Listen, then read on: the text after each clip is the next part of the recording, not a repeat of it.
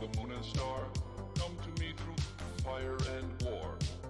Oh, oh, come Nerevar, come and look upon the heart, upon the heart. Oh, lay down your weapons. Good afternoon, or morning, or evening, chat. How is it going?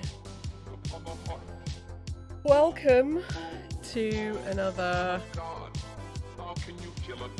stream of arts, joys and woes, and tiredness. Hope you're all well. Thank you very much for joining me this afternoon.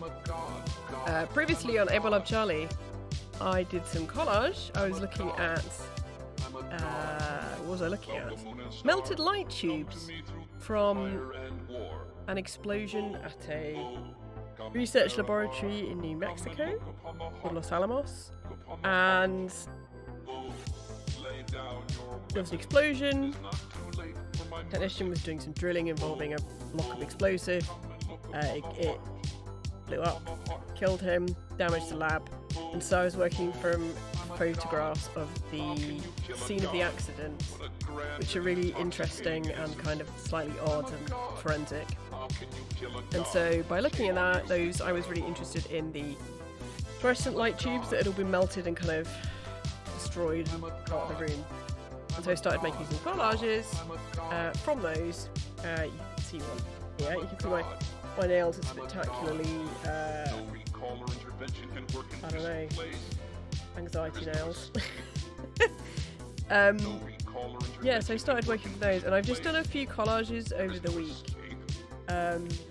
Hold on. Yeah, so I really like the combination of things in the collage. So I scanned them and then played around with them digitally a bit more, as well as keep them how they were. And so and then I've just proceeded to evolve that over the week in various ways. So you've got the nice ring light there. There's another collage I made. I've made a few collages where I'm trying to experiment with spacing. So this one here is a collage I made where I then digitally chopped it up and reconfigured it. So this is a scan of the original collage. And the reason it's under plastic at the moment is because I've started experimenting with doing some etching at home. So for a long time I wanted to try etching at home. I have an etching press at my workplace. However, that etching press cost about £900, which I don't really want to have to spend on top of the stupid amounts of money I've spent on my art practice over the last year. The joys of lockdown. Let me just put some more music on. What are we in the mood for? I think maybe some Keep Your Career. Bear with me 1 second. Yeah, let's listen to this. Here we go. I don't want to do that. I want to mix. There we go. Okay. What was I saying? Oh, yes, etching. So I, for a number of months, have been looking at possible alternatives in terms of affordable alternatives to etching. So there are other printmaking techniques where you can do them at home without a printing press. So you can take a burnishing approach, you can use, the back of a spoon, you can use other tools to print, usually relief print, so that might be a lino cut, or it might be collaggraph or something like that. Much more doable. Etching needs a lot of pressure, so I found that people were making prints using craft presses. So a craft press is basically something that wasn't designed for etching, that people use to make prints. So etching is where, you scratch into plastic or metal, and, you create scratches and then you ink it up, and the scratches hold the ink. The sort of divots hold the ink, and then you print from it. Because the scratches are quite, not very deep, you need a lot of pressure to get the ink onto the paper. So you have to soak the paper, and then you have to have enough pressure in whatever way you can to transfer the image onto the paper.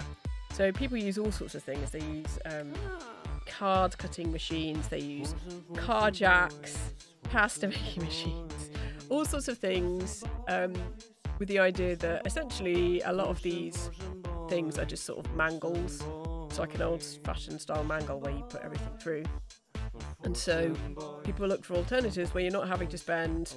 I mean, the cheapest press I could find, that's sort of of a good quality, was about £300, £350, and it would have been a good press. But I mean, I just cannot. I mean, that's an extravagance I definitely cannot afford. Whereas I might pay that much for, you know, a bit of my computer. I use my computer, you know, at least 8 hours every day of the year.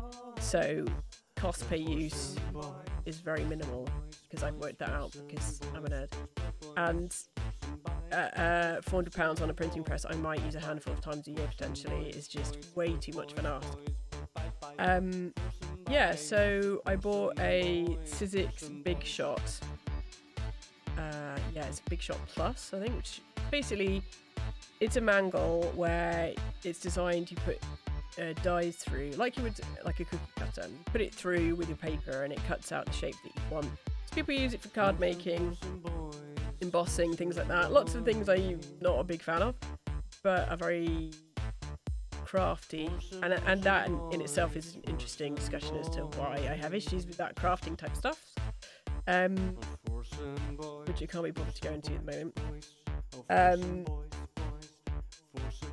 But yeah, so still expensive, much more affordable. So the press was £80, and you know, you can buy other bits and pieces for it. So you can buy extended print beds and things if you want to kind of do it more extensively. But essentially, it's just you put your plate on the paper and then you just layer up different layers over the top to squash it so that when it goes through the press it's at the correct pressure. And so it's a process. I'm still working out how to make it right. I don't think that, so I've tried different papers with it. I tried the smooth horrible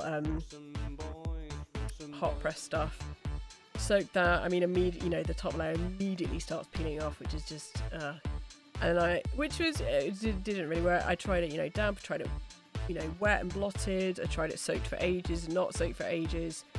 I tried watercolour paper, and the watercolour paper seems to be better.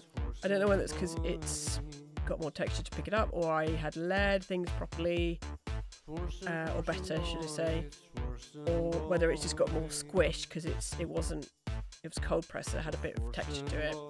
It could absorb more water and sort of squish more in, or I don't know. That's why I always tell the students I teach about etching, is that etching is glorious and etchings themselves are just gorgeous, but it's very complex to work out what is going wrong. So it could be, you know, the pressure might be wrong, the paper might be wrong, it might be too dry or too wet, the etching might be rubbish, the ink might be dried out, the etching, there's all these different variables where unpicking what is not working is quite difficult. So yeah, so I did an etching of one of my pieces, so the digital collage I did there, I then turned into an etching, which is my first etching, right? I've not done etching in 5 million years, and so I have this etching tool that's kind of annoying. It's good. I have a really wobbly hand anyway, and my grip increasingly is not as strong as it used to be, so I find fine control quite difficult with it. But I don't know whether you can see. Let's see if it gets to focus. So it's a diamond tipped edge because it's the only one they had in stock. On the website I bought the other printmaking materials from and the ink. So sort of scratching with it, it just really doesn't like scratching on the acetate I've got. So this is relatively thin acetate. I've got some thicker stuff as well, just because it's economical and, you know. I've ordered some thicker acetate. I've ordered another tool that's got a round edge rather than a diamond tip. It's really good when you use it to go in straight lines on its edge, but if you're trying to sort of go against the non-existent grain of the acetate, it kind of drags and my hand goes all over the place and it kind of skips and it's not good. So I'm hoping that just a pointed end rather than one with a blade, not blade tip, but just a really, I mean it's good because it's really sharp, but yeah, I'm finding that quite difficult. So my lines kind of skip out and go everywhere, and it's a process, right? I need to work on my hand strength, I think, as well. My, you know, is my control on the tool, in that, you know, Paul Workman Blazer tools, absolutely. I'm just at the early stage. But yeah, so I made an etching. See there, hopefully. Yeah. It's quite cool when you kind of flip it against the light. Yeah, I was quite pleased with this. I mean, it's not amazing, but it's not terrible either for a first go. What I'm working out is, you know, I've just sort of traced around my shapes and then I'm filling them up with different mark making techniques, and I'm not sure whether that's the right approach. I think I need a more expressive approach to it, but it was my first one. So I had the experiment of, this is my first print I did, hold on a minute. So it was my first one, so you can see that the, if I just excuse the police car going by outside. Let me move this down so you can see. So you can see that the paper was too wet. I did blot it twice, but, so this was the horrible hot press stuff. I mean, it's basically proof that it works. So the pressure isn't right, the paper is too wet, but it's a print, and I made it at home, and that's great. So you can see that the sort of ink has run, which, yeah, whatever. I mean, so, yeah, so then I tried different paper, and it's just been sort of a process of experimentation. So, you know, this just, I don't know why, I think it was because I needed to, the paper needed to re-ink, or the pressure wasn't quite what it could be, so I'm still working out what the pressure is. But I did get one not entirely terrible print. So you can see that one was disaster. This one's not too bad. I mean, it's still blobby and too wet, but it is picking up the detail. Let me go to my first one. So this is on different paper. So you can see it is kind of, it's getting there, and it shows it does work. I mean, you can also see it is getting a good amount of, see that on the cam, yeah, you can.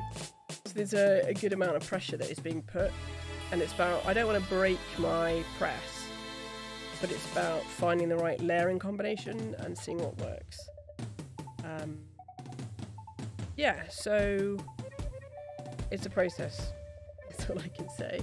Let me move some of this stuff out of the way for you.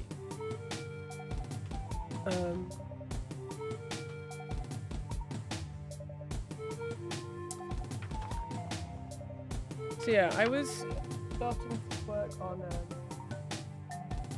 So this is the thicker acetate.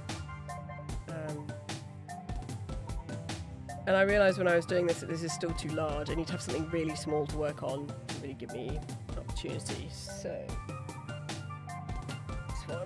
So I started working on this one. Kind of see the outline if I tilt it there. And again, I mean, it's fine. I'm still working out. I mean, I've got some good. Keeping things straight is really difficult because again, my control isn't what it needs to be at this stage. But yeah, I mean, so I've got that I can work on today. Yeah, I also did, so the original, so this is my original collage, right? I digitized that again and played around with it. So I have this image here, which I like a lot. So this, where this cutout area here is, that's where I just erased an area. Yeah, I like this image a lot. I think this is great. So what I've been doing is I bought a light box because I've wanted one for ages. And it was on offer and it'll be really useful. So I can turn on the light box. Let me just turn the light off. I think you can still see that. Yeah, so it enables me to trace through reasonably well. Kind of see there underneath. And so yeah, it's just been a process of working out what I want it. So this is my first attempt. It's on the really small paper. So what I think I'll do, so, you know, I don't need the light box anymore because I've kind of sketched out the under drawing. yeah, I think I'm going to work some more on this today. I want to buff out these edges here and tighten things up at the same time. Not tighten up too much because I quite like the kind of scribbly approach. I need to do some ribbing out as well, you can see there. Yeah, so that's the plan today. That was a bit of a breakneck recap that was actually quite efficient. What is going on? Oh, I should also say thank you very much for Jalespia for following. Thank you very much. That was 3 days ago. I really appreciate your support. Thank you. So we're up to 31 followers, which is slightly bananas. So I need 50 to get to the point where I can, I don't know, get fun perks. So I finally got up to an average of 3 viewers for the first time ever, and then I promptly lost that because last week's stream was just me streaming to bots. Didn't even get that many bots, which is kind of fascinating trying to work out the how things are picked up algorithmically on Twitch. What do you need in your titles? What about tagging? What about times of day that you stream and all that sort of stuff? Promotion elsewhere. What gets it out there? Which is, I don't know, it's kind of interesting. Which I'm absolutely sure lots of people have got the answers to those things, but obviously I don't. Yeah. Also, there was an interesting article this week on the... how can I describe it? The legal status of having chat on screen, which I've only just recently started having chat on screen anyway. But it was interesting because of the GDPR would say that following GDPR, chat should never be on screen because people could ask to be forgotten. And if you've got identifiable things, which obviously people aren't posting their real name, but they're posting their chat handle, that's still identifying information. So it was really interesting to read about it, but then it goes against the entirety of Twitch, which is, you know, somebody subscribes and their name pops up on a page, or they send a chat message and again their name, their handle pops up on screen, which is kind of, it's sort of Twitch. I'm very well aware that everything I write on Twitch is not private because it's a company, right? It's not the same as public discourse. It's not private and it's not my right to say things. And particularly on this channel, it's my professional channel, so I am very clear on keeping a real tight rein on things in terms of the language I use, in terms of what we talk about, shaping that conversation, all sorts of things that I realise anybody could just tune in whenever. Obviously everybody on Twitch should be 13 and up in theory, but practically we know that isn't the case. So yeah, I suppose it's odd. I mean, you sign away some rights, but not all your rights, by signing up to Twitch to chat or to watch. It's an interesting, weird thing because it's very public. I guess it's another example of the online sphere not aligning with current legal thinking, though GDPR is relatively recent. So I don't know, it's odd. It's definitely not the same as DMCA issues, but yeah. But I'm going to keep the chat on the screen for the moment because I still think it is useful watching in the future. So all my previous videos are posted on YouTube. So if there are any DMCA issues, which I try really hard to make sure that I'm only using music that's free to use, with no rights issues, because again it's being professional and it's supporting makers and giving them credit. So I have the name of the artist at the top and the track so people can find out and go and support these people. Yeah, it's an odd one. There are other ways to do it. So I know there are programs which can render chat and then sync it to videos, which is another way of doing it, but it's just another step of digital maintenance that I don't think it's proportional in terms of, you know, it's super exciting when people chat and hugely appreciated when people join in, but at the same time you're all valid to lurk. But yeah, it's not worth the time or effort to do that, I don't think. Yeah. So let's crack on. Let me just turn my I have a space heater. Oh, a little bit. So how you been, chat?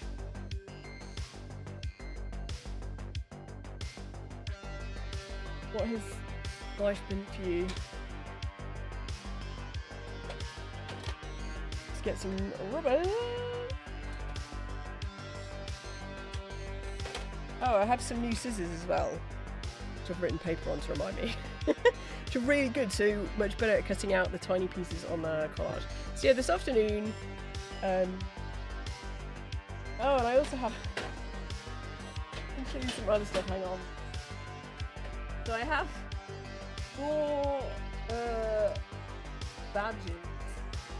4 badges that I have collected for all things nuclear.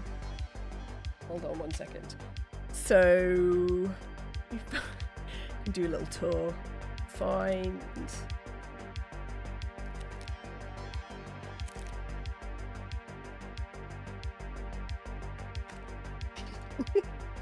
badge tour. Okay. Which one was the first one I got?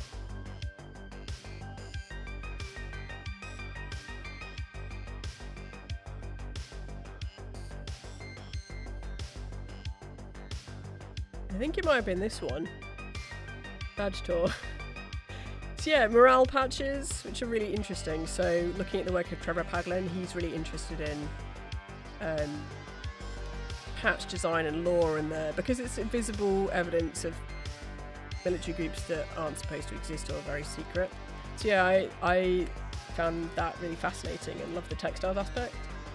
So, well, I made my own. So obviously there's the Acid Capitalist badge, which I still rate and think is great. Buy one for my shop. High quality iron on, also on. You can see it's some that's some top notch merch right there. Yeah, so I made that one, and then I think the first one I collected was this one, which is not really proper morale, but when I went to White Sands National Monument, which is amazing.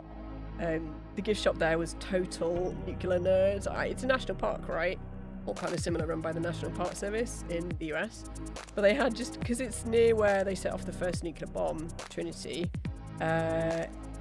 it's actually, well, it's sort of the sort of park area.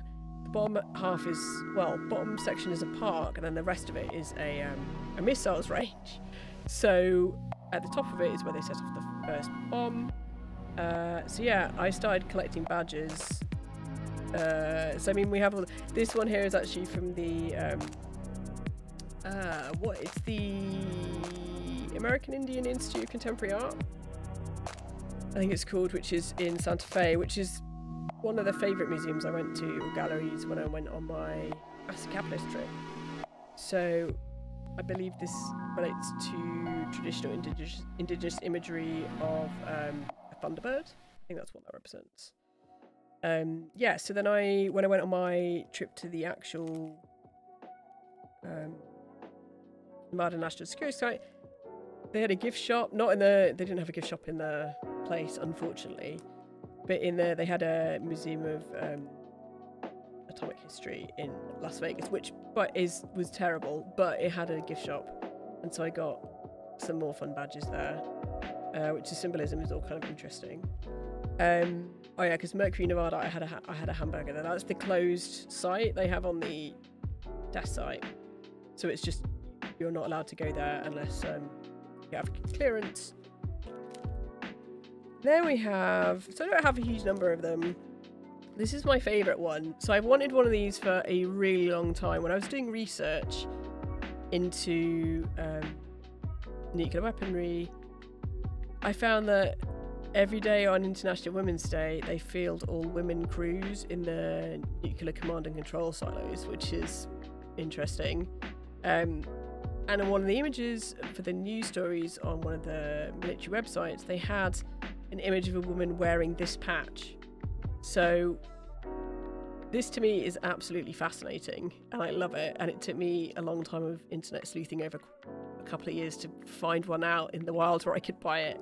I have two actually. So it's got Velcro on the back so you can kind of stick it to your uniform.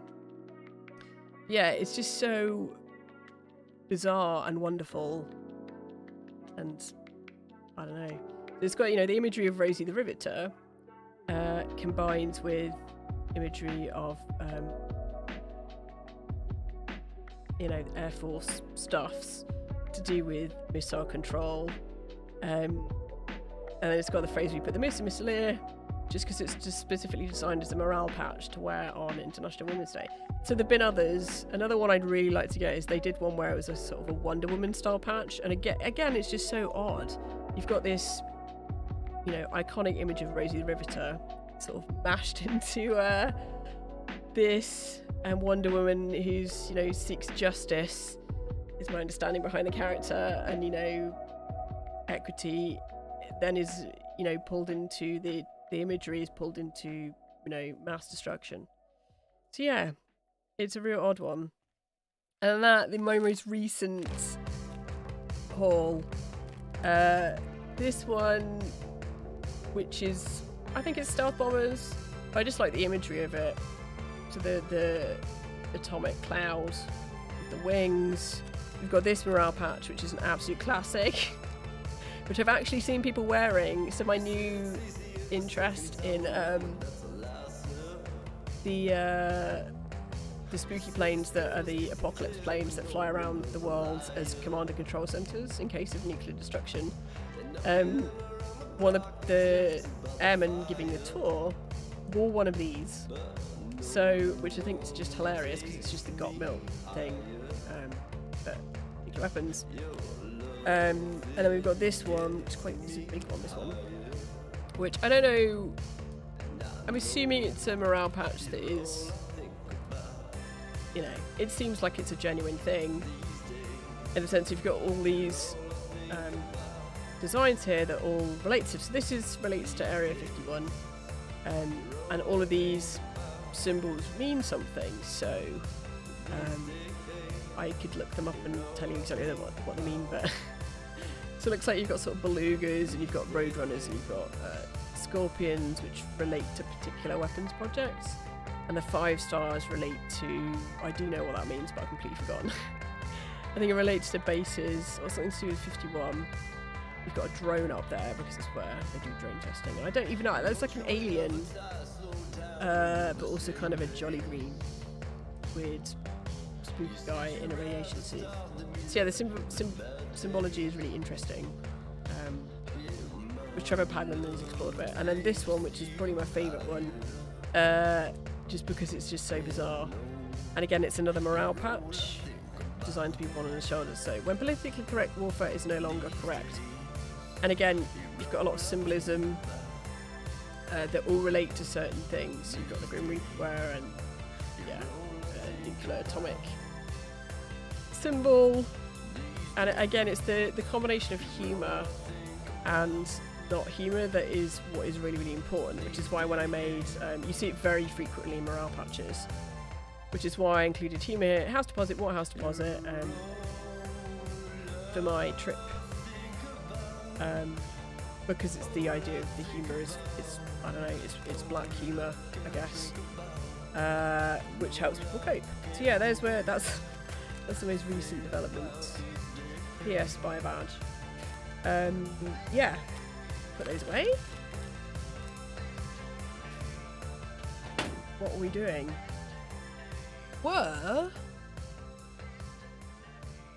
going to start some drawing. Well, not start, but continue some drawing.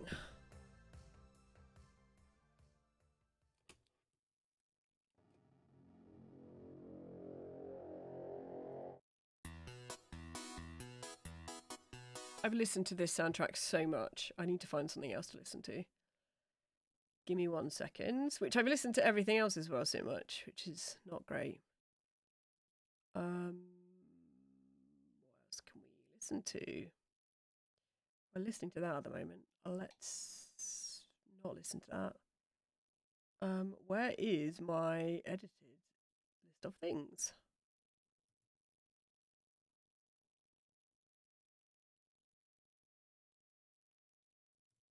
Let's listen to this one again because I really love it.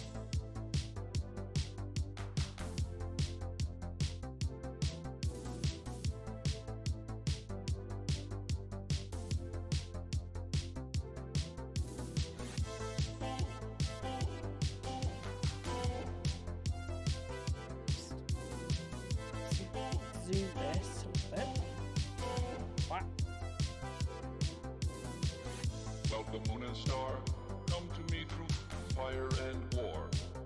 Oh, oh, come Nerevar, come and look upon the heart. Look upon the heart. Oh, lay down your weapons. See that flip? Not too late for my mercy. That's the flip of the stream cam, and it's super annoying. Super, super, super annoying. And why I want a new camera. The camera is fine, but that flip is just... I understand why it's there. It's the idea that you can do portrait or landscape. But I just want it... I want to be able to lock it, and... Yeah, I'd love to return this camera if I could and swap it for something else, but my return period is very far gone. I'm a god. I'm a god. I'm a god. Well, the moon and star come to me through fire and war. Oh, oh, Okay. come Nerevar, come and look upon the heart. Look upon the heart. Actually, I might need to move this back. Lay down Again. your weapons. It is not too late for my mercy. Oh, oh, Up on the- It's just... It's annoying, right? Because I don't... upon the heart. Oh, oh, The ring light, which is fine, gets in the way of my head grand and intoxicating. being actually able to see what I'm doing. How Kind can of. you kill a god? Shame on you, sweet Nerevar. Yeah. I'm a god. Okay, let's carry on with this. God. I'm a god. God. I'm a god. I'm a god. Let me just consider what we can listen to today. No recall or intervention can work in this place. There is no escape. No recall or intervention can work in this place. There is no escape. No recall or intervention can work in this place. There is no escape. No recall or intervention can work in this place. There is no escape. Oh, I'm a god. How can you kill a god? What a grand and intoxicating innocence. I'm a god. How can you kill a god? Shame on you, sweet Nerevar. I'm a god. I'm a god. I'm a god. God. I'm a god. I'm a god. I'm a god.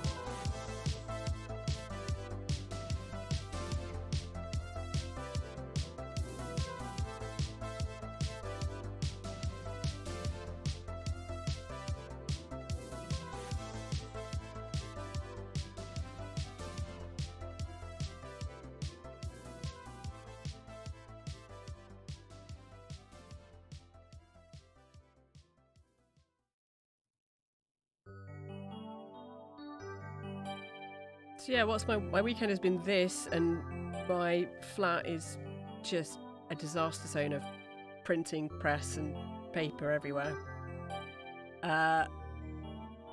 Which I said I'd do some hoovering this weekend, but whatever, man. I've got schoolwork I need to do, and I'll do it. Maybe I'll do it tomorrow, right?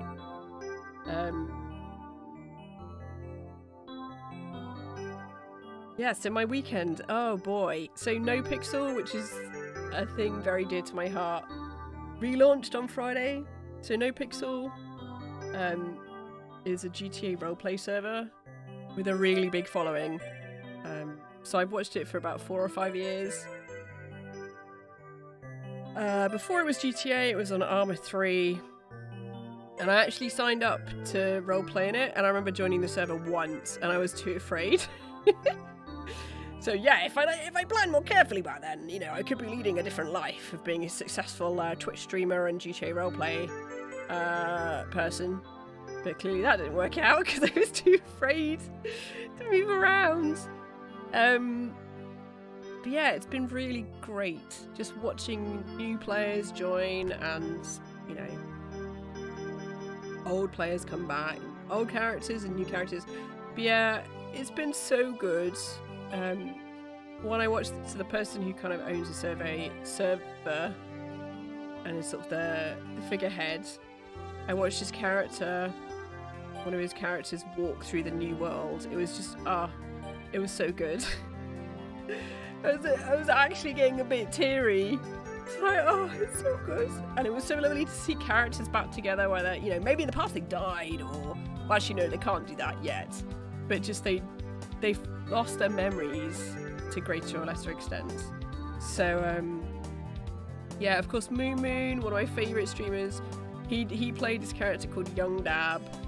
Actually, well, we can't listen to really Young Dab music. It's just fascinating because you've got just these songs that pop up where people have, you know, written and performed songs that relate to the characters in No Pixel. And there are a lot of other role-playing servers to do with GTA. So one of the other best ones is Twitch RP, which I have played on, but not for GTA. I played on it for Ark. Boy, those days. Again, amongst the most fun I've ever had online is playing in a roleplay server for Ark. It was so good.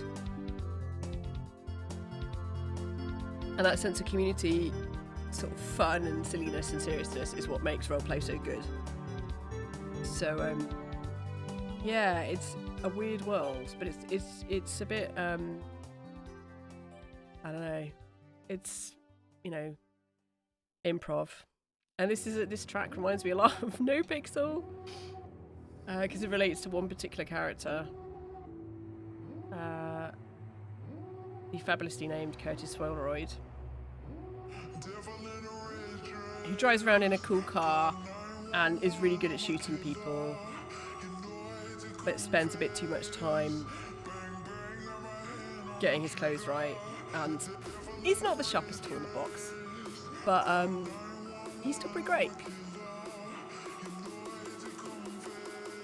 So this is a great track.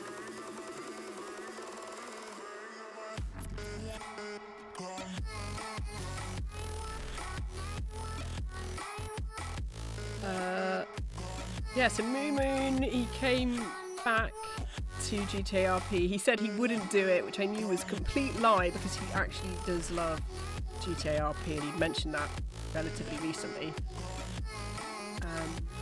Can you actually see what I'm doing? I need this is not to get closer, but I'm going to bang my head on the ring light. It's not an ideal setup here. Yeah, so his character Young Dab, oh my god, was so good. This was a couple of years ago that he was last playing. Young Dab, aka Maximilian Thoroughbred is his full name. He started out as just kind of a weedy, you know, wannabe, hard dude, who then over the course of, I think it was 4 months, his character changed where he became a terrorist. So yeah, he became this massive crime lord. And it ended where I remember watching it live, and it was wonderful and awful, and there was much shedding of a tear. He got caught after a final gunfight, and he got sent away for life, which is unusual to happen in No Pixel. And yeah, so his character Young Dab is still in maximum security, life imprisonment. So Moon, as he often does, he teased that Young Dab was going to come back, which I just thought it was going to be a massive debate, so massive, you know, getting people's hopes up, which he does occasionally. But I watched Moon for long enough to know that what he says is not always correct, much as I love him. So he brought back a new character who seems to be also brilliant, and Moomin is a really, really strong role player anyway. He does a lot of D&D, which I just cannot get into at all. I know people love it, but yeah. But yeah, the new character is called Lenny Hawk. And he has a brother called Kenny Hawk, who is essentially Duke Nukem. So Lenny is how to describe Lenny? He's a dishonorably discharged, closeted, capital storming LARPer, is probably the best way to describe him. Yeah, so he's a parody character of a lot of very right-wing extreme groups in the US. So he got left his mother's minivan after her death, and so him and his brother drive around in a minivan the entire time, which is pretty great. So nobody has any money, people don't have fancy cars yet, so it's all a lot of people, I don't know, it's people getting to know each other and learning how to roleplay and sorts. So I need to fix this issue here. See if I can move this down.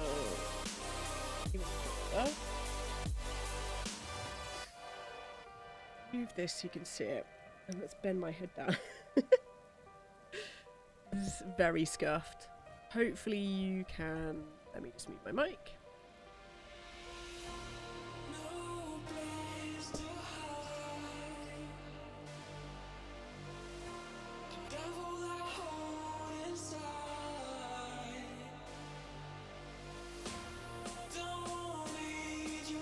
Tricky because I'm kind of at sorry Twitch, I just bashed you.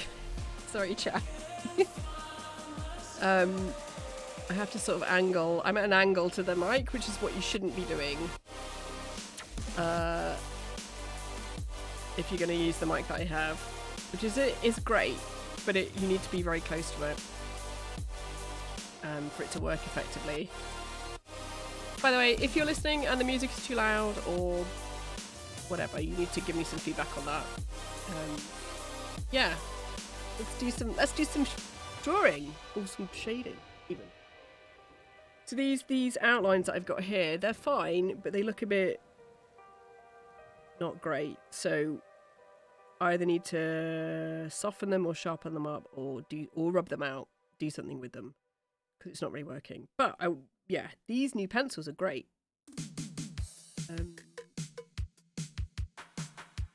Can you see that? The mono Tombow monos. I can see why people love them because they're really good. But I need harder ones. They are gorgeously black. People said that it's a really intense graphite, and it definitely is. But actually, I need actually more harder pencil because they're too black for the. Well, they're not too black for the softness, not at all. But I kind of thought the B would be harder than it is in terms of the amount of blackness I can get out of it, but it's not. So yeah. I think this that I'm using is a 2B. Yeah. Yeah, it's so good. No, Pixel is... Oh, it's so good to see old characters back together. And then making, people learning RP and doing all that sort of stuff. It's pretty great.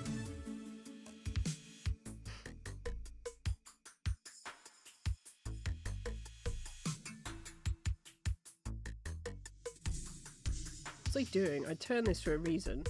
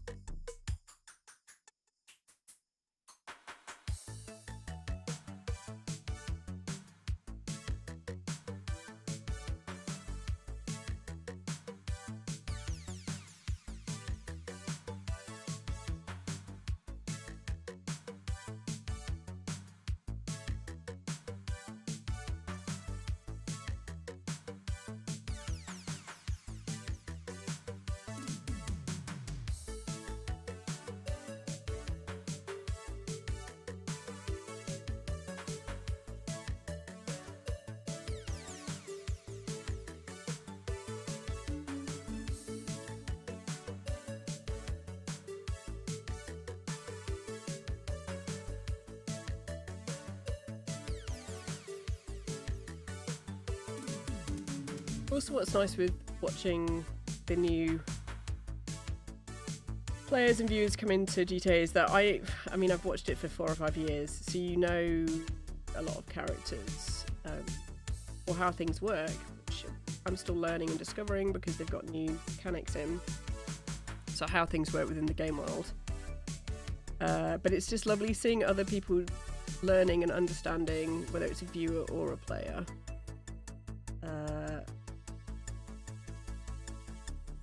And there is an element of, oh, that these people don't know what that person is like, that character is like, or they don't know this person is secretly a serial killer or scary or whatever. And that's quite fun as well.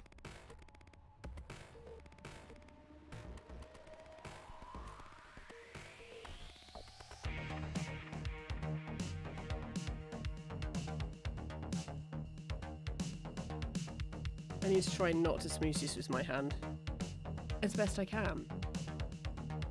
Just update the information on this. Add in drawing.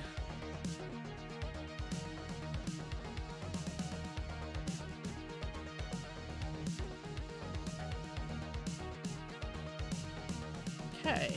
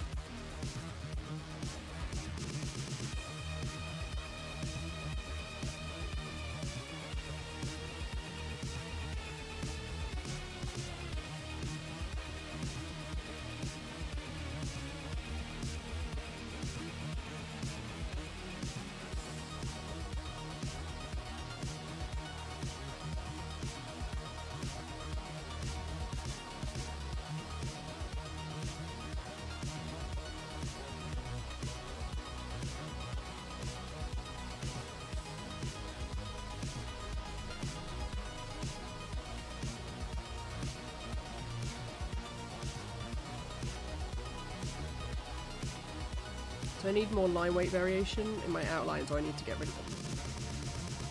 I think that's what I'm going to do.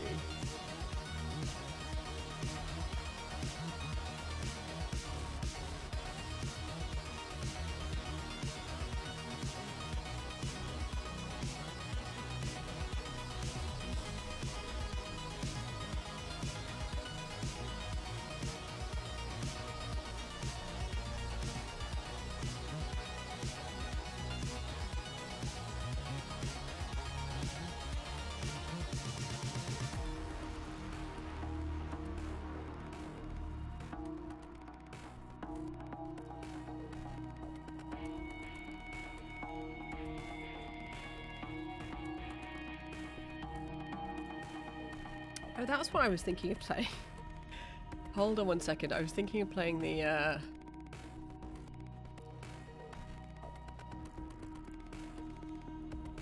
Call of Duty Modern Warfare soundtrack.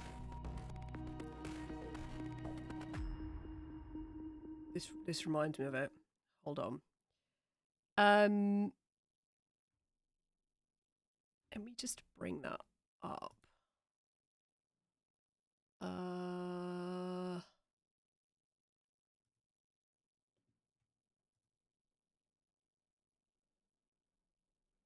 That's not what I wanted.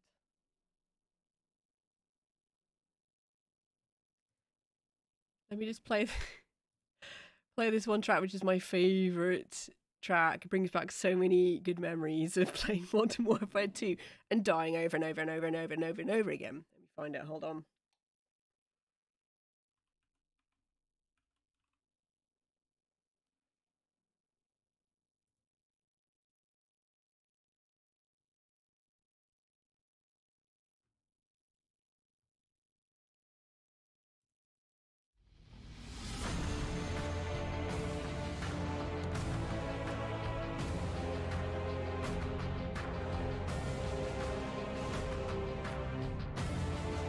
Oh man, it's so good.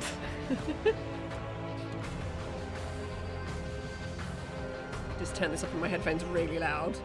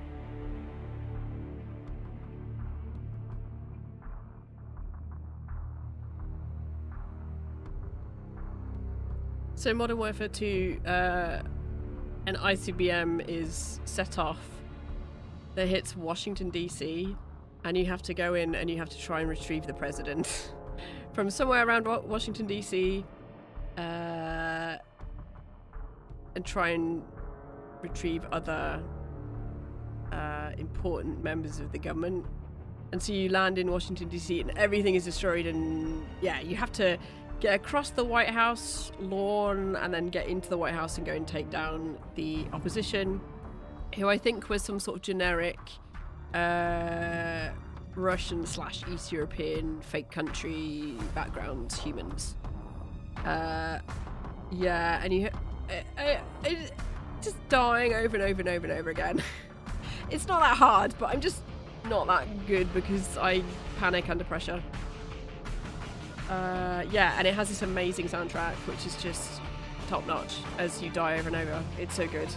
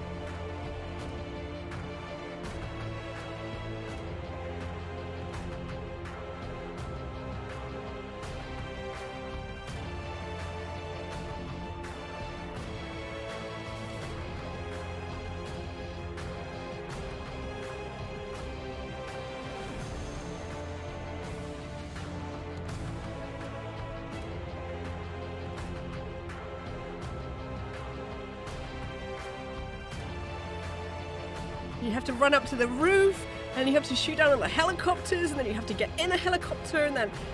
yeah, it's great.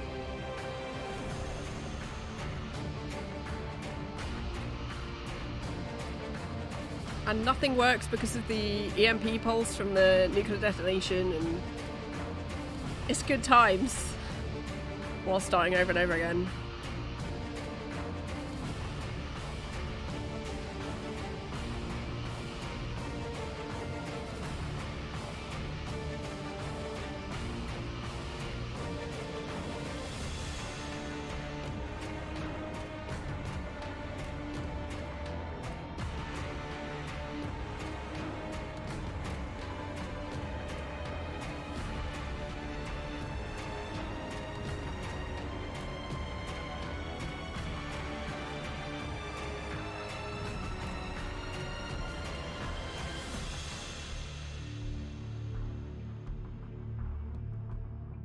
Oh, and it's probably the first example I ever had of, I don't know.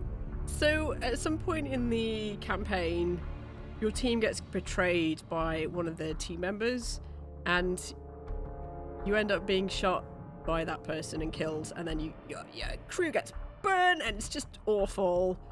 And then you inhabit another character. And just the sense of outrage where I just could not believe what was happening.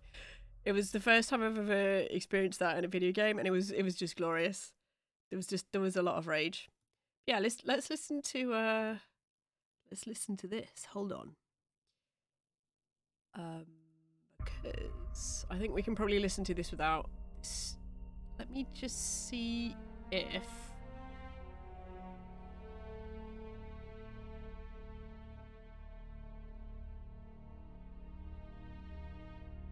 if I can bring this up as to what I'm playing.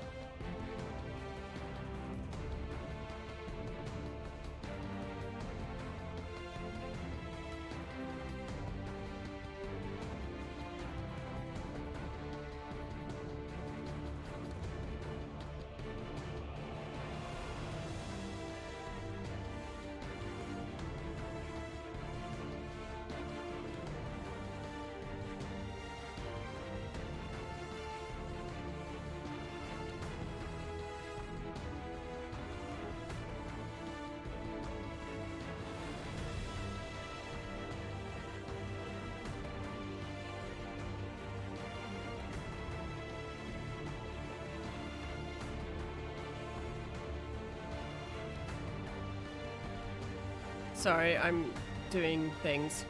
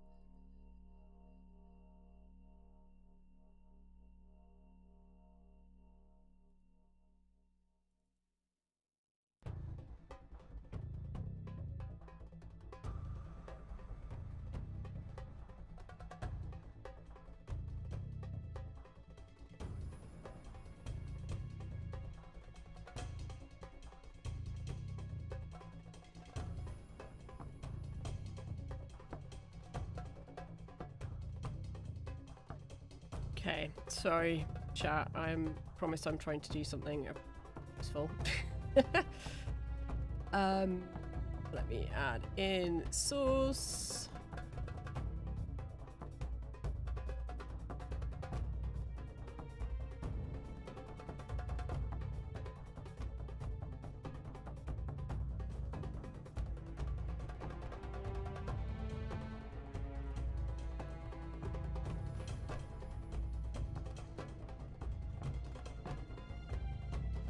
Oh my god, it's ginormous. Okay, let's make it tiny.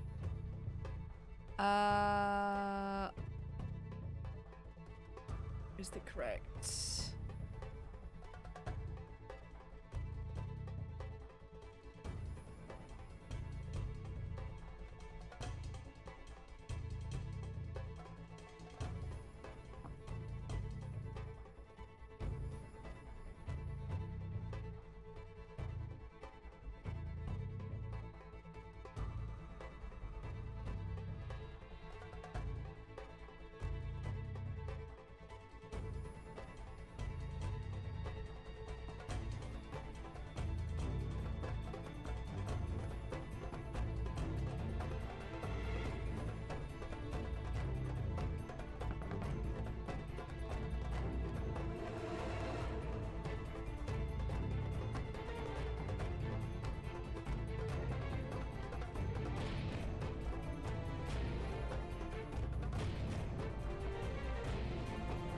Okay, there we go.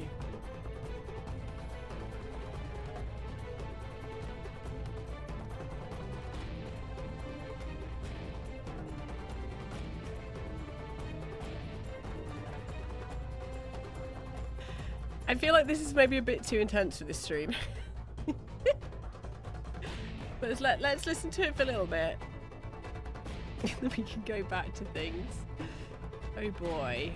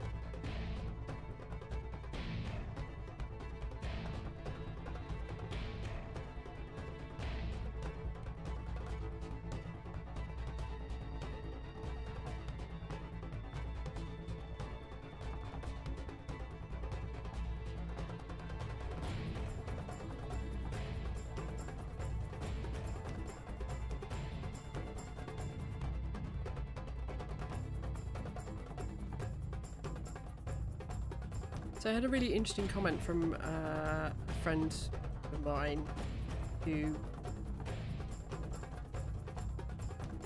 is an artist, and she was saying that she catches up on my streams and puts them on in the studio while she works, which is super, super cool and fascinating.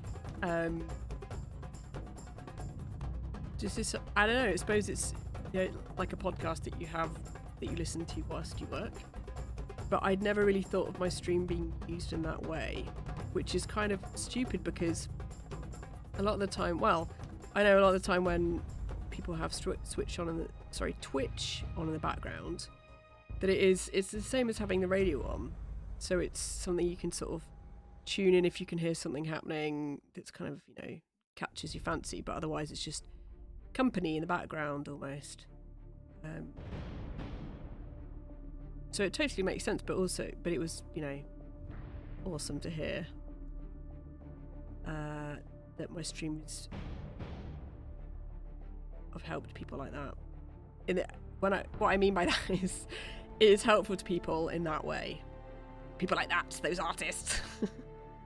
It's not what I mean.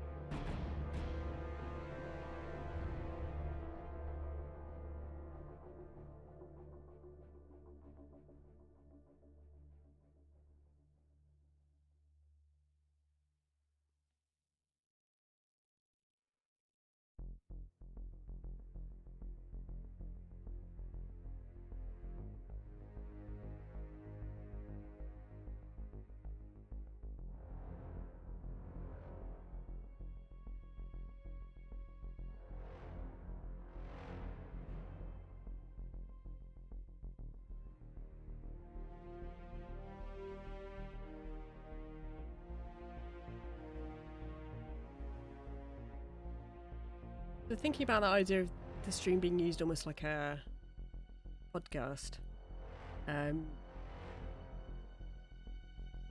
So I've noticed since I do stories more on Instagram, shortly before I'm starting, I want to say shortly, about an hour before, usually by the time I actually get started, which I need to get better at. More people watch my videos, my VODs, so the previously recorded sessions, than used to before, which is interesting. So I guess it's because the link to remind people to watch takes them to my channel, and then if they've got the most recent broadcast there, that's what they watch. That's really interesting to see the number of people, you know, watches for that. Kind of consider who you might be watching and why. And how that might be, I don't know, it's interesting.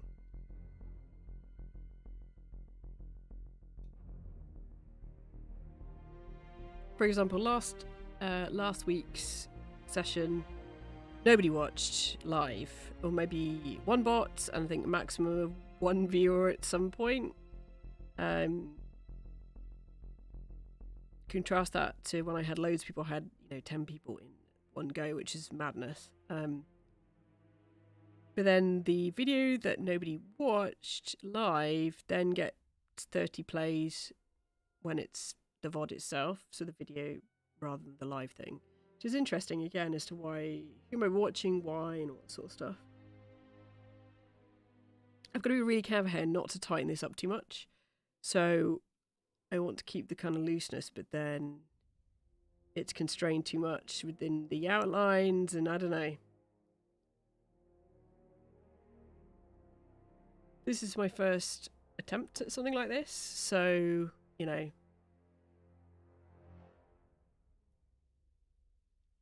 I'll give it my best shot, but it's fine if it's not, you know, it's a process, right? An evolving process.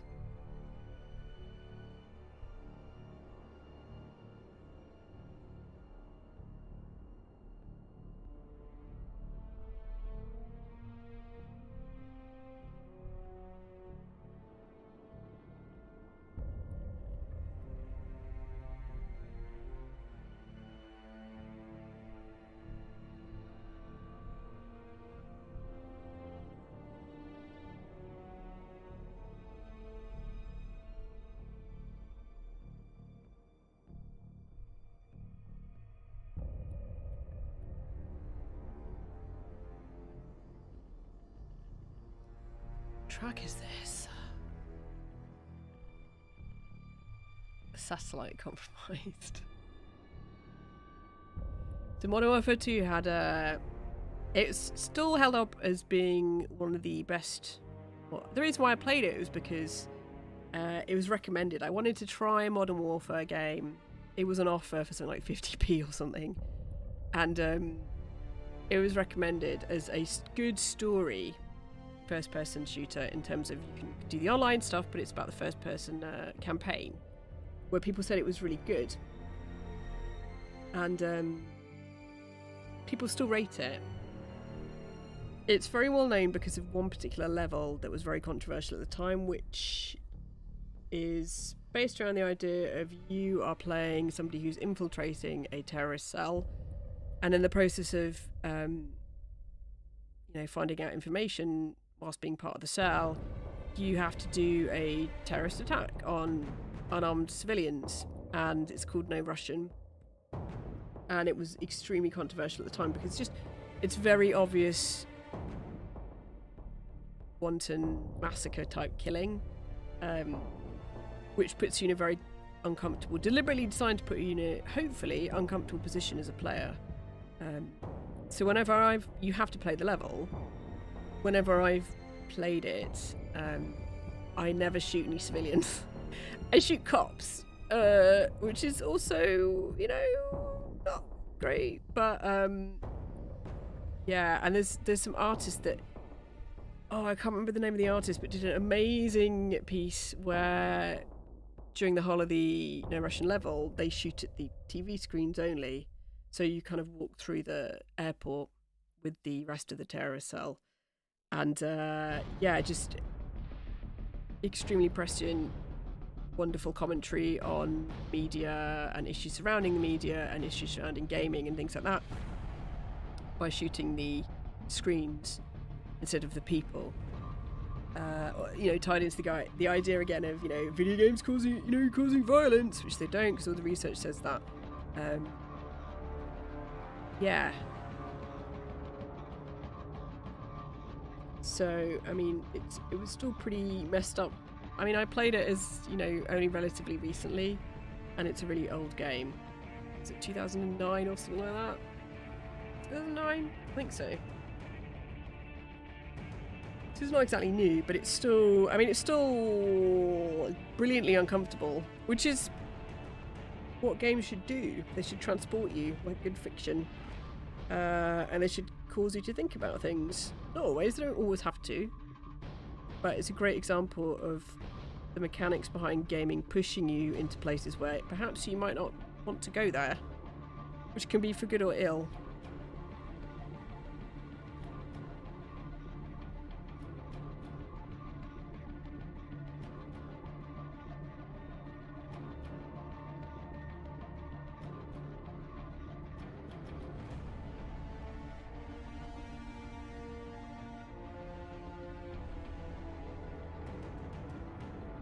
Actually, let me just get a cotton bud, see if I can use that for blending.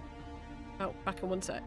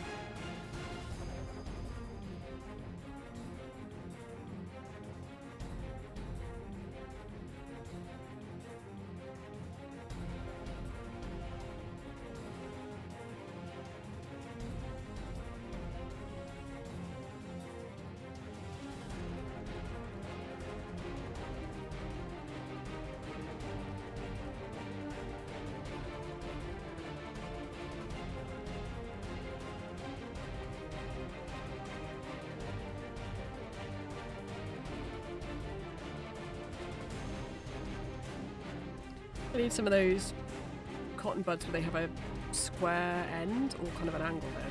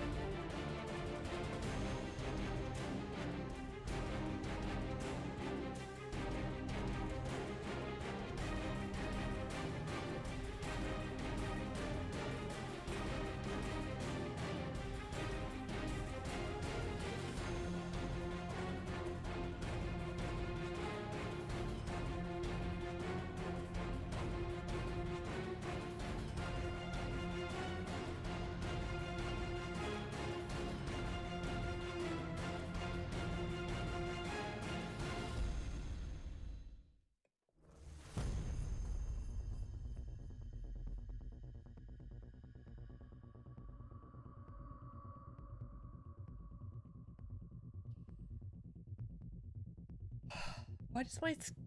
let's try changing a setting on my webcam. Seeing if...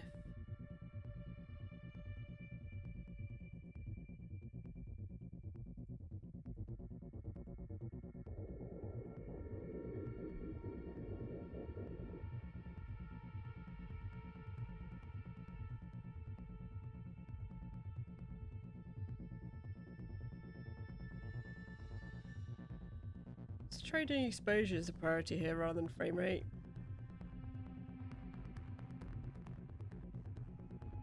So my webcam should be doing 60 FPS, which then matches the rest of the stream. But, I mean, I doubt that 30 is going to make much difference if it means exposed better. I mean, this is the backlight correction.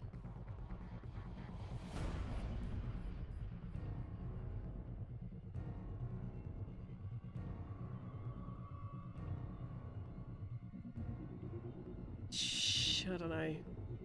I don't know, man.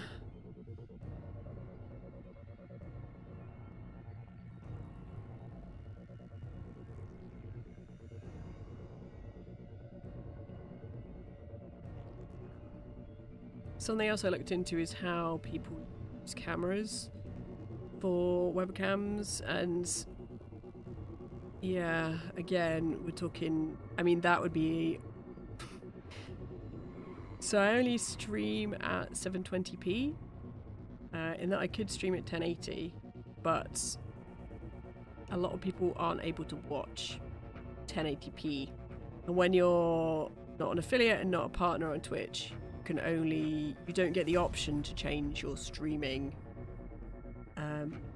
quality. So when I watch Moon, I can, you know, if my connection is good, then I watch it at 1080p, but if it's, you know, I'm downloading something or I'm doing something else, streaming something else, then, you know, I can drop it to 720 or, you know, all the way down to 160, or just audio only. But if you're not an affiliate or not a partner, then you can't do that. So whilst I could up the quality of my stream, that would mean for a lot of people who don't have very much bandwidth, it's completely inaccessible. So yeah, I'd really love a camera that was better able to pick out the detail than what I've currently got, which is a webcam. But to do so, I'd be looking at having to spend about £700 at the very minimum on a camera, and then I'd need... I mean, I don't know, I'd probably be okay with the camera stands and stuff I've already got, but I need that. I probably need more lighting. I then need a capture card, which would be another 150 quid. So like 550 for the camera, and then, yeah. And then I need a power adapter and all these things, and HDMI and blah, blah, blah. So it's more money I don't to spend.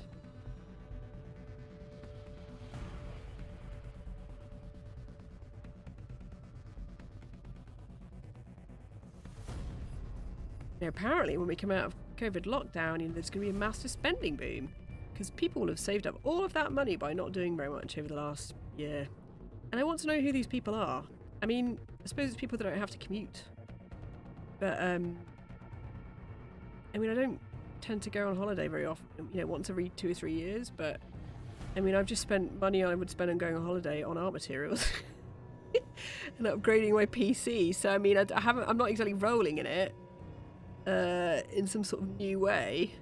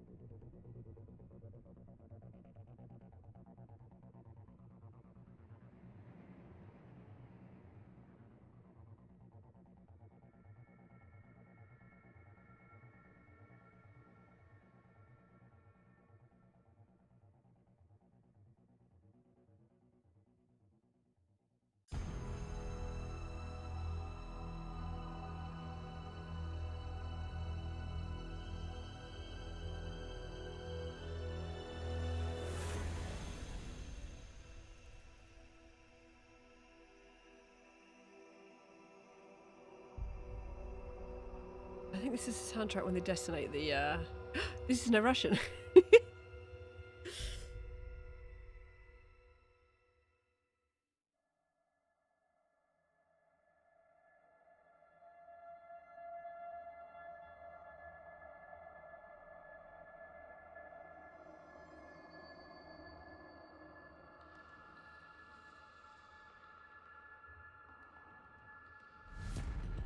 Then you have to go and hunt for the dude, and then your team gets betrayed! You know. It's awful.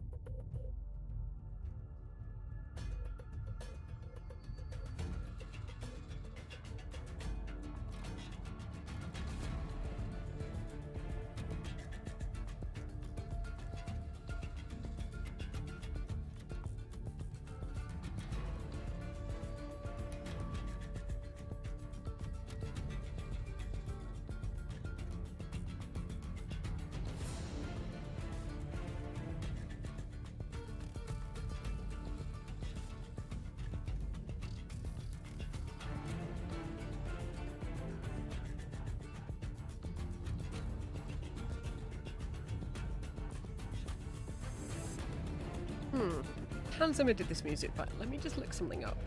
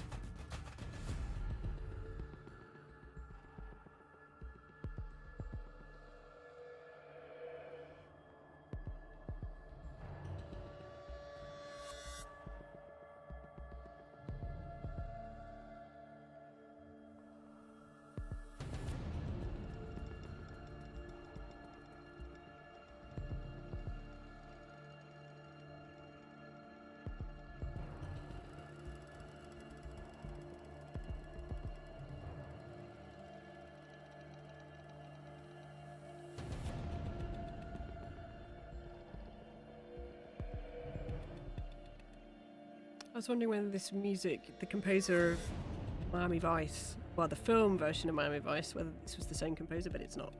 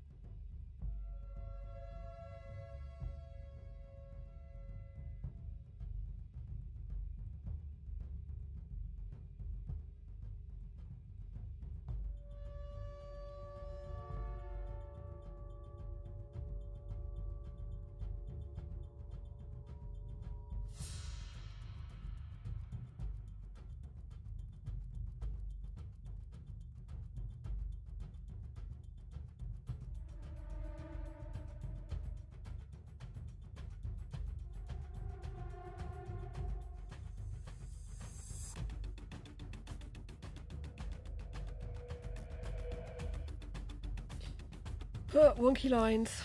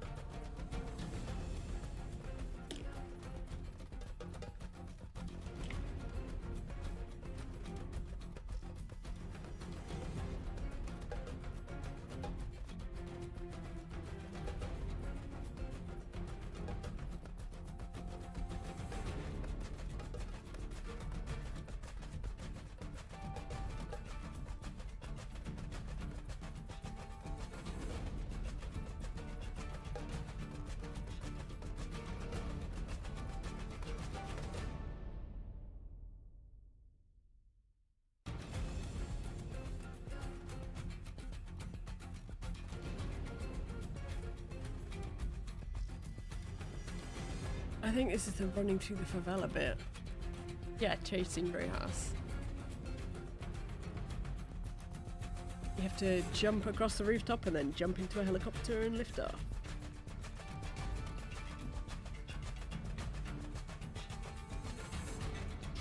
My approach to these things is to stay far away and sort of lob things from afar or try and pick people off from afar. Then it doesn't work. You have to actually get down into the favela. There, die.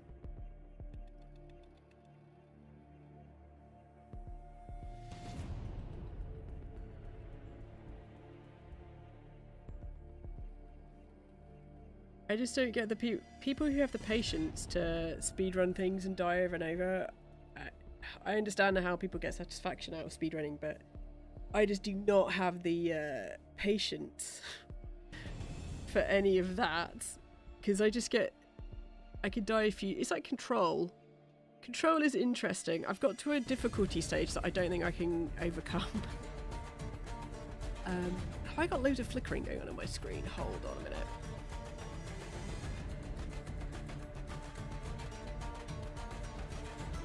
Why is the flickering coming up on my OBS and not on my screen?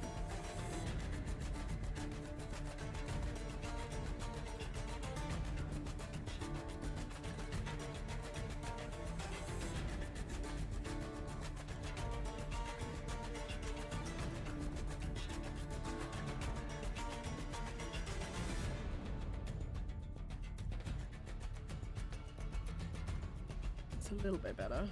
It's the brightest it can possibly be. Yes. Okay.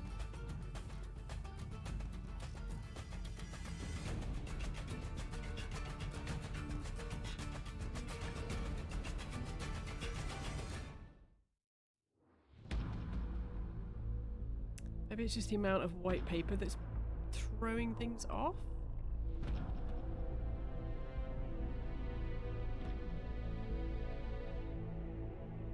Yeah.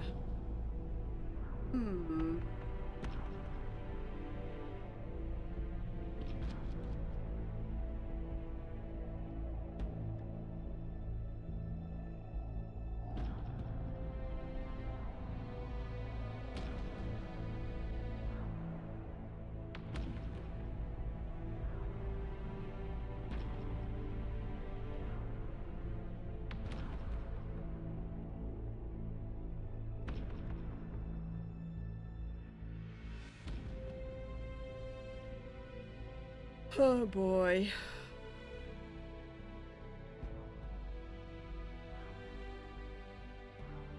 I think this is the bit where my team gets killed. What's this bit? Rangers lead the way, yes! It's where we get picked off. Betrayed. So good, but so awful.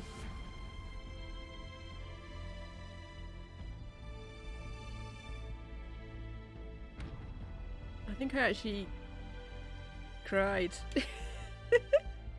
The first time when this happened, my team got betrayed. Then I got burnt alive. Well, burnt dead, more precise, really. But I was burning with righteous anger. It's alright though, because another member of my team eventually got the betraying scumbag and stabbed him through the eye. So it's fine. Always right in the world.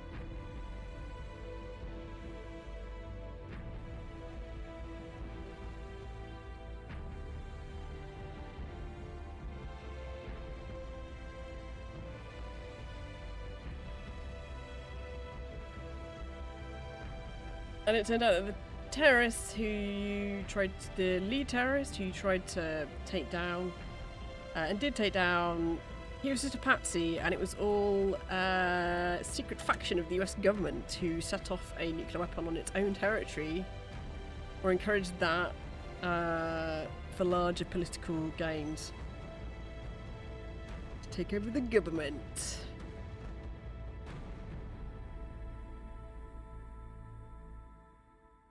Why is this being so flickery today?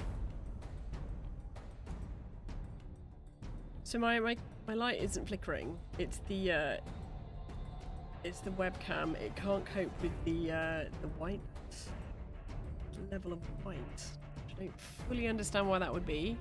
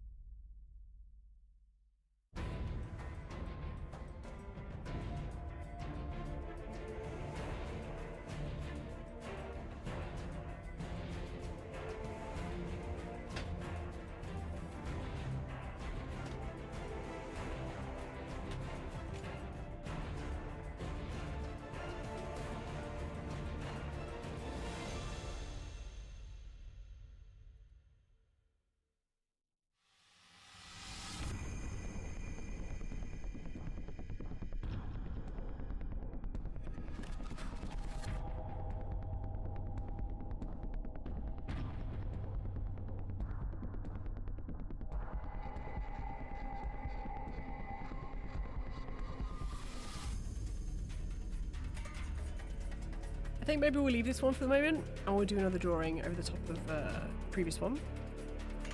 Just get some more paper.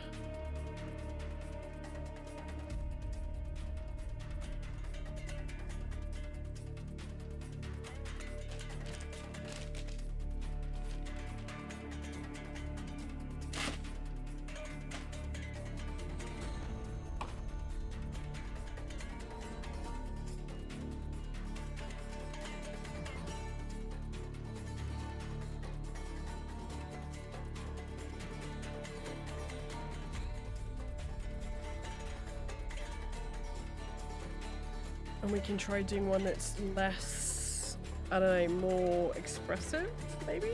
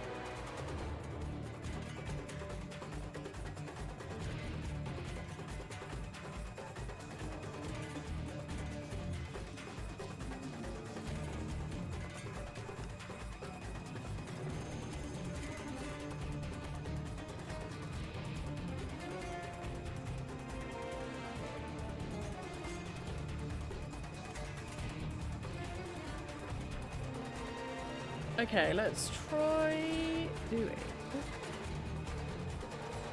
Just move some monitor slightly to make it easy to monitor chat for the bots and maybe actual humans.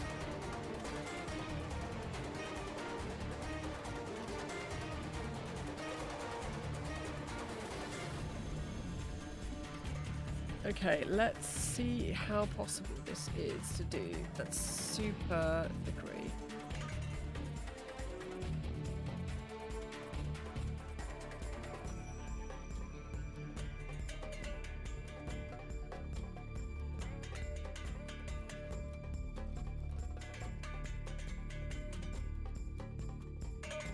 Okay, I think you can still see kind of what's going on, I think.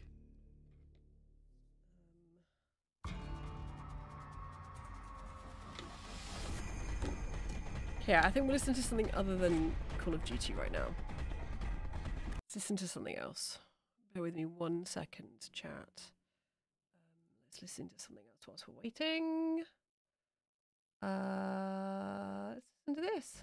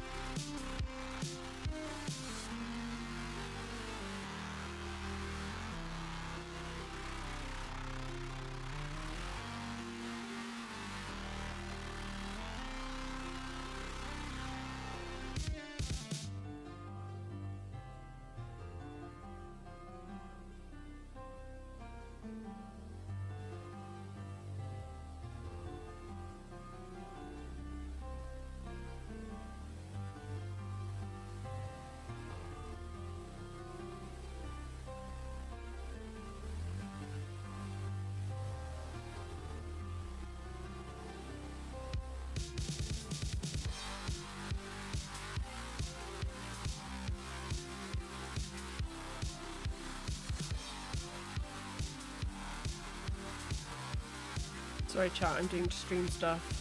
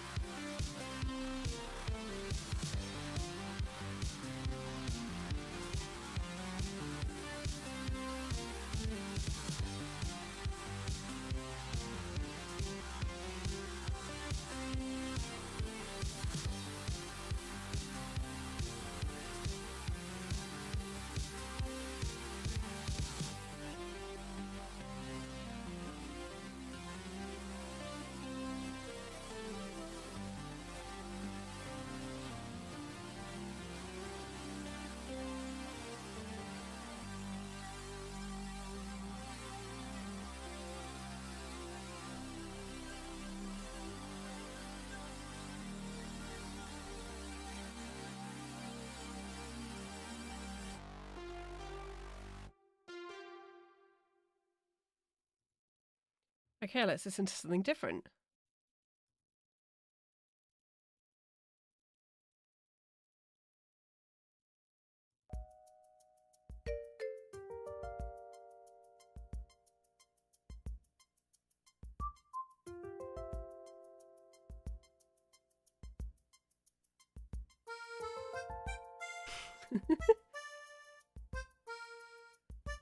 Oh man, this brings back memories.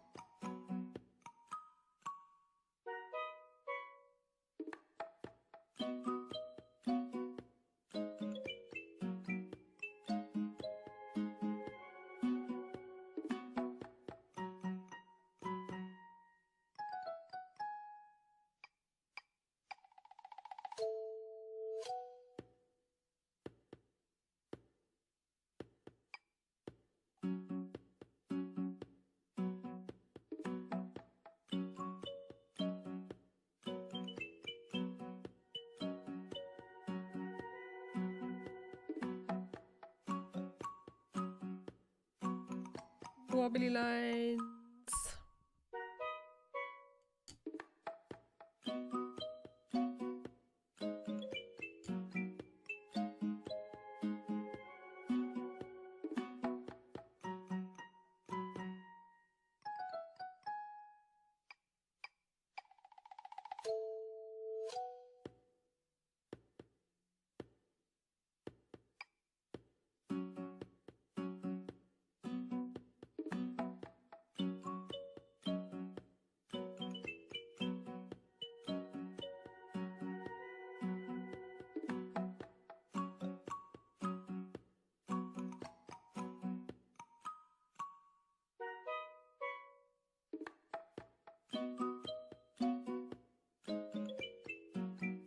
How long have I been streaming for? 2 hours.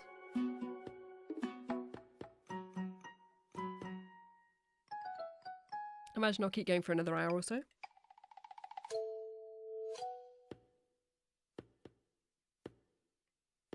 Then I need to get some tea.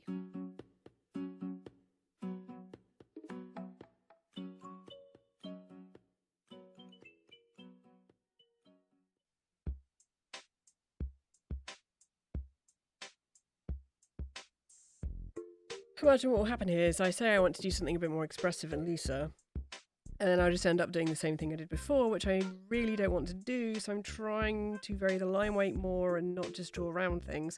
But look what I'm doing. I am varying the line weight more, but I'm just drawing around things. So, yeah, it's going well.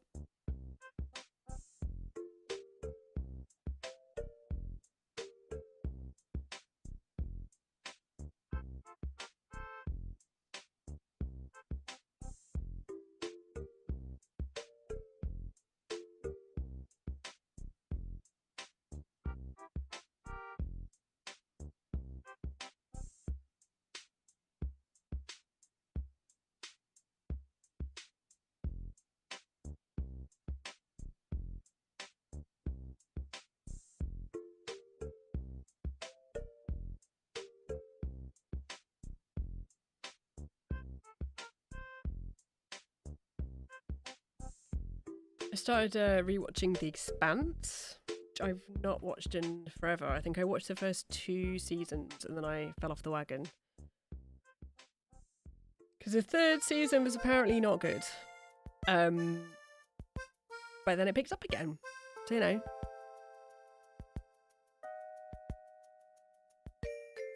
Yeah, it's great. I do like sci-fi a lot, and I mean, you know, it's not the world's most intellectual. Not that I need it to be, but yeah, it's very enjoyable. It's nice to be back in that world. So I read the books. So if you've not read the books, they're really, really good. I find it really hard to get into fiction these days because my attention span has gone to hell. But yeah, I mean, a couple of them are a bit doorsteppy, but they're really, really good. Just suck you in. The writing is enjoyable, and there's a lot going on in terms of the political side of things within the worlds that are created, but then obviously it's still very sci-fi and, you know, space stations and all that sort of stuff. The series is quite effective at communicating the key aspects of that.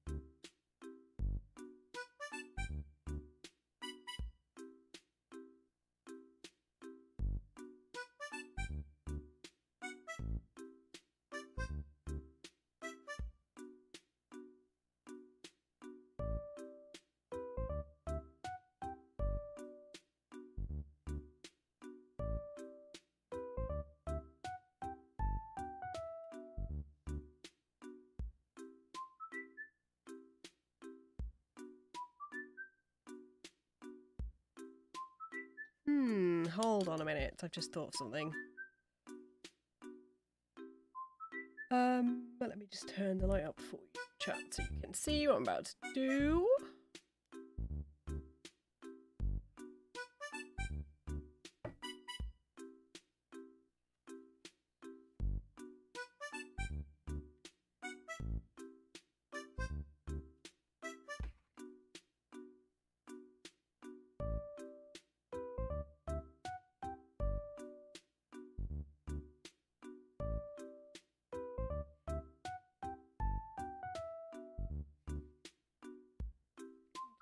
Cut some edges here.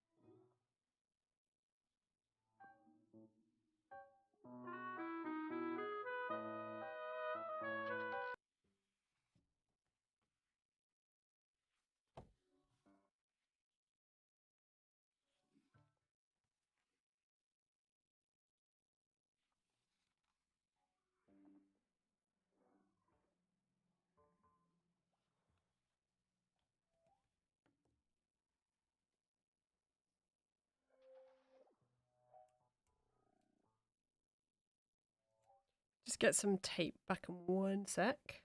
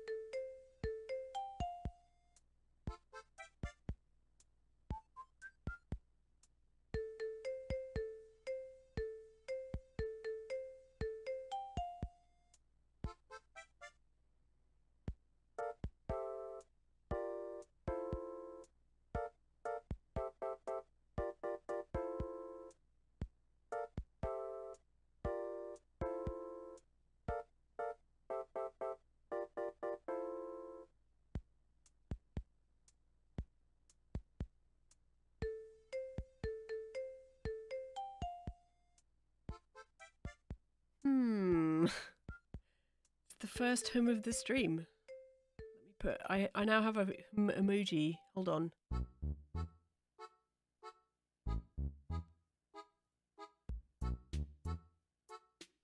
There's the new hum. Which I've been excited to see this Pepe development. You have these really skinny, weird Pepes. There's one on the phone as well where they're elongated and weird. It's the evolution of how Twitch chat uses images is really interesting to me.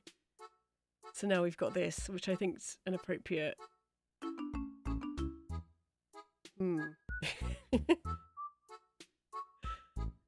Yeah, I like Pepes a lot. Pepes! We reclaim them for the right-wing humans. But yeah, the Peepos, where they're small Pepes, are small frogs. They're probably my favourite. The one drinking coffee is just a masterwork. Also, another great Peepo. Hold on, let me find it.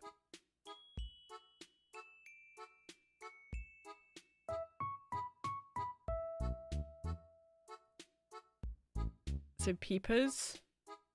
You can see the little peepers. So there's an artist called Numry. He's part of Moon Moon's community, but I think he's quite well known more broadly. And I think he's Scandinavian, and he's designed a lot of the well-known Pepes. And they're just kind of fascinating because look at this peepers. Pepe smiles a little bit, then looks, and then frowns. Just the subtlety of it is is what I like. There's another I think there's the Feels Late Man.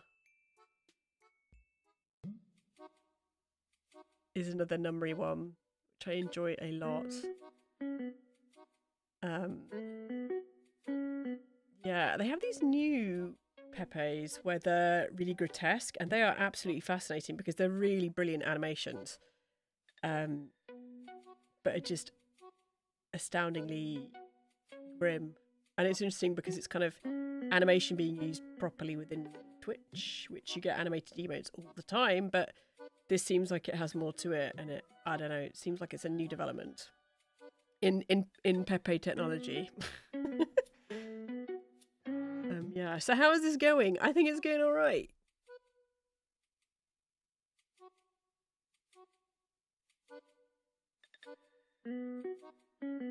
I think it needs more.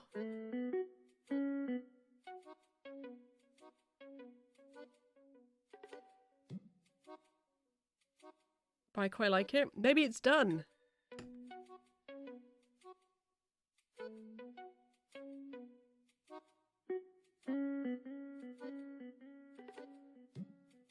I mean, so I think you can see that.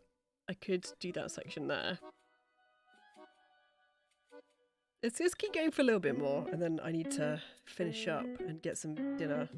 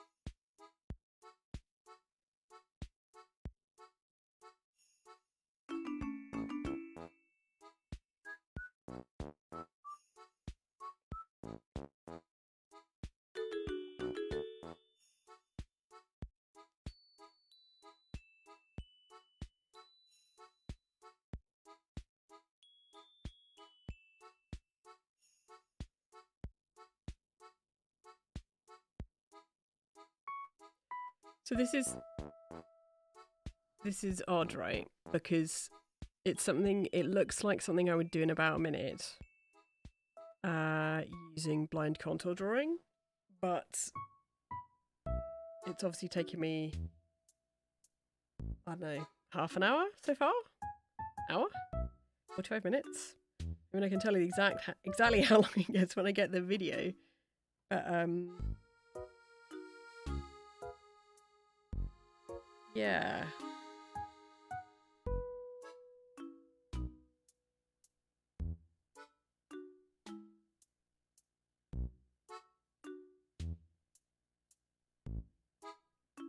I like it. I think it is working, but I don't like it in other ways.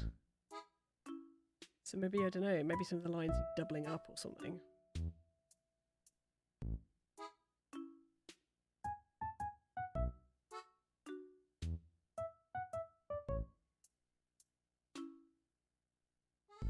Maybe I need even more line weight variation so the pencil grade isn't quite right. Or maybe I need to try using pen. I don't know. Maybe it needs a greater density of stuff.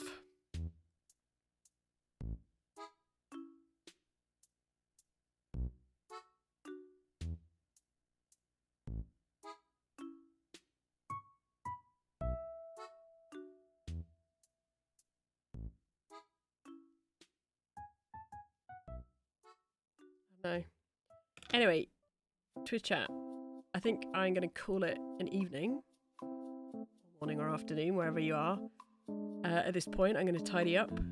Try and organise my ginormous piles of paper I have everywhere for the coming week. And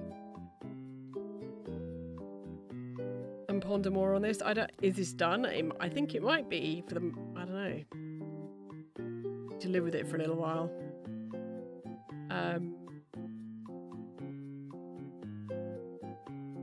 Also coming up this week, I have an experimental drawing class that I'm joining, which will be interesting because it's forcing creative time, which is you can never find time. You have to make it. You have to cut it out, set it aside, and how you do that is different for everybody. But yeah, I'm looking forward to that. Just the idea that I have to focus on this thing for a couple of hours to give me some sort of focus to work towards is really, really good. But yeah, experimental drawing is always awesome. So I'm looking forward to giving that a go. I just hope I don't need lots of space to do it in. Well, actually, it should be fine. I mean, I could just work on my floor. Or I do have a small tabletop easel I could set up. For, I suppose, working on A3. I have an A1 board that I can use as a sort of stand-up against the wall easel. Yeah, I'm looking forward to that. It'll be really interesting. Hopefully good experience. But yeah, I would really encourage people to seek out Ovada, which I will just put in the chat so that people can see.